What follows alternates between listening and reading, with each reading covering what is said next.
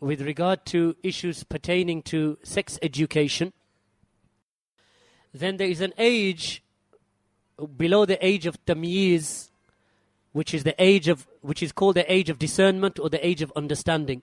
Normally Ahlul Ilm say that the age of discernment is between the ages of 7 and 9. By the age of between 7 and 9, the children begin to sense the differences between right and wrong, and even in affairs of sexuality. So before that age, they actually have no sense of these types of things. So opening up this type of arena in front of, this type of discussion in front of them, in reality, is of no real consequence or benefit for them. Beyond the age of discernment, then yes, there should be a certain amount of early discussion around gender. The brothers sit over here. The sisters sit over here. This is straight away an introduction that you're giving to the children with regard to gender distinction. The women, they dress like this. The men, they dress like that. And so on. The aura of the woman is this. The aura of the man is that. After age of discernment, there's no harm in teaching the children this. Then when they get older and they enter, for example, come close to the age of puberty, then of course there are certain other things that we need to start introducing our children to. So for example, the girls need to be introduced to the ahkam surrounding the issue of haid, which is of course menstrual bleeding of the woman, that before the age of her, before her actually entering into adolescence, that she is informed by her mother. That the mother will sit her down and inform her, or send her to a sister of learning where she will hear those things. Or come, even if those children, they come to a dars, for example, of our brother Abu Hakim, where he teaches here Umdatul Ahkam, they will come to a stage where he'll be entering into those types of affairs. So everything by way of tadarruj, or by way of everything at its stage. And by the age of 15, that the children should be fully informed of these types of affairs, that which is halal for them, that which is haram for them, even in terms of marriage and sexuality, that which is permissible and that which is impermissible. But the manner in which it is taught by way of durus and learning and knowledge. So therefore, the etiquette of Islam in conveying this type of information, that the etiquette is not violated and morality is not violated. So every affair at its proper time. At an early age, as I said, separation.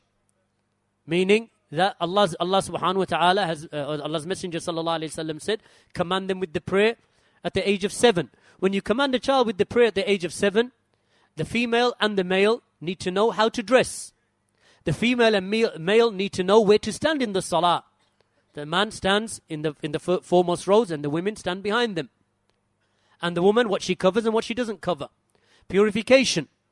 Also, that the children from an early age, they are taught the affairs of purification, how to purify. The woman, she is taught, or the girl, she is taught after the age of discernment, before the age of puberty, that she is taught the manners of purification from the affairs of menstruation. But by the time she is ready to get married, that the mother informs her of that which is permissible and that which is unpermissible. The father, he teaches his sons that which is permissible and impermissible with regard to one's wife. And when they attend the durus and the circles and the khutub, if they are delivered upon the path of sunnah and salafiyah, anyway the children will begin to pick up these affairs. Because the khatib on Yawm al-Jum'ah will mention the affairs that are forbidden, the affairs that are allowed. And in the durus they will learn the ahkam of tahara. They will go through the book of Kitabul Nikah, for example, in Umdatul Ahkam. And if a person is teaching Bulughul Maram of Ibn Hajar al-Asqalani. So in that method, these things are taught. And one from the most beautiful ways of teaching and opening up these affairs is that if you yourselves are attending those durus, and then you return back home, and then you can sit with your children and say, today we covered Babu or the Bab of Tahara, Kitabul Tahara, for example. Book of Purification. What did you learn?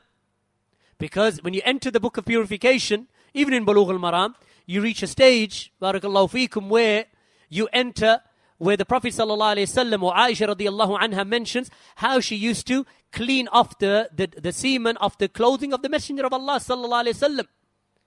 Now, if your daughters have entered into puberty, or they are close to entering into puberty, and the boys are close to entering into puberty, there is information they need to know.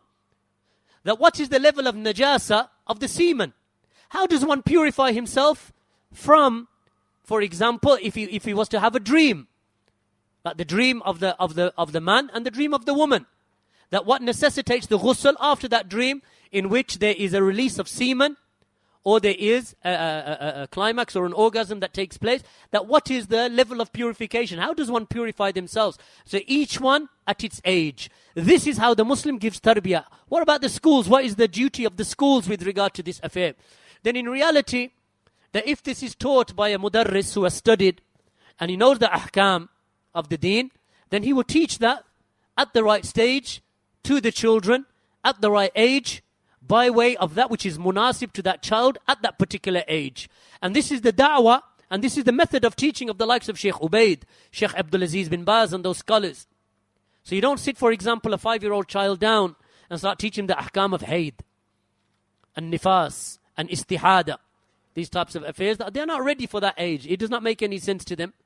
The natural blood of women is not to be taught at that age. Rather at a later stage. The mother, for example, they'll come in every month for most women, that they will come in the stage of a month where she's not praying. So the daughters and the children will ask, why isn't mummy praying? Why isn't ummi praying? Why isn't ummi praying? So now a general answer can be given, that my son, for every woman, there is a time in the month that Allah has not allowed her to pray. And your mother, there will be in every month 4, 5, 6, 7 days where she will not be praying. You don't need to go any further than that at the age of 4 and 5. At the age of 9 and 10 and 11, now that child or that girl, she needs to know this information. Because now the daughter, she is told by the mother, my daughter, this will come upon you just like it comes upon the women of the children of Adam. This will happen to you. When this happens, then this is how you protect yourself from it, meaning from the blood, because that blood is impure. And likewise, that this is how, at the end of it, this is how you purify yourselves. And likewise, the mother, if she is not able to inform her child about the difference between the different type of discharge, then the mother, she makes that clear as the child becomes older, or she opens up a book or something of that nature, and those issues are made clear, but each at the proper age. The mudarrisin and the mudarrisat, the male and female teachers in the various Islamic schools, Salafi schools up and down the country, they need to be acquainted with what has to be taught at a particular age.